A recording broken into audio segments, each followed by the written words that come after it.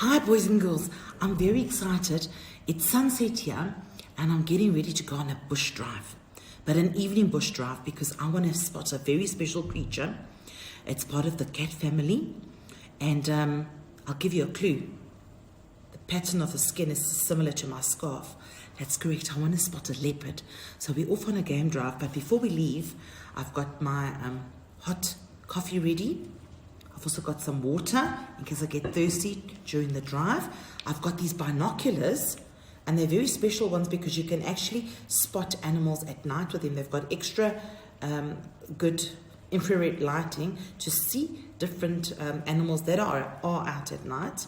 Of course, I'm dressed warmly, and I've got this little camo vest on as well, and I've brought my blanket along so that I can be nice and warm. But before we go, let's have a little chat about the leopard. Now, the leopard is one of the smallest cats in the cat family. So it's in the same family as the lion and the tiger and the cheetah. But the leopard is one of the smallest ones. It's not obviously as small as a house cat, but it is small. The leopard is very unique. In other words, he's very special and different because his fur is a golden beige color. And can you see these little spots that I have? They're all different shapes. They're usually oval or even square in shape. And they're black spots that you find on the leopard's body. Now, the leopard is unique because it's one of the animals that likes to actually sleep during the day and come out at night. So he hunts at night. And he's also special because he actually doesn't like to be around other cats. He likes to be alone. So either you'll see a leopard with her cubs, so a mommy leopard and her cubs. That's what little leopards are called. And or you'll see her or a male one completely on their own. Now leopards, their tail is almost as long as their body, and it's a very special tail because if you watch it, it always curves up, and it helps them a lot when they're running to make sharp turns, and that's what makes them very, very good hunters. So usually when a leopard is hunting for something, he'll usually get it. It's very unusual for a leopard to not be able to catch its prey that it's actually looking and hunting for. Now obviously he doesn't hunt for big animals, he hunts for smaller animals because he is small in size, but he's very, very powerful. So leopards love to eat meat, they love to climb on trees, and they love to sleep during the day, which brings them into the same family as other nocturnal animals. Now you've heard that word nocturnal before, boys and girls. What is nocturnal? Nocturnal is a creature that prefers to come out at night and sleep during the day. Another example of a nocturnal creature, can you think of some? Yes, an owl and even a mouse. Right, they prefer to hunt at night, and that's why little mice have to be very, very extra careful at night because owls are out. Now leopards also hunt at night. Another interesting fact about a leopard is that he's a very good swimmer, and cats don't usually like water, but leopards are excellent swimmers.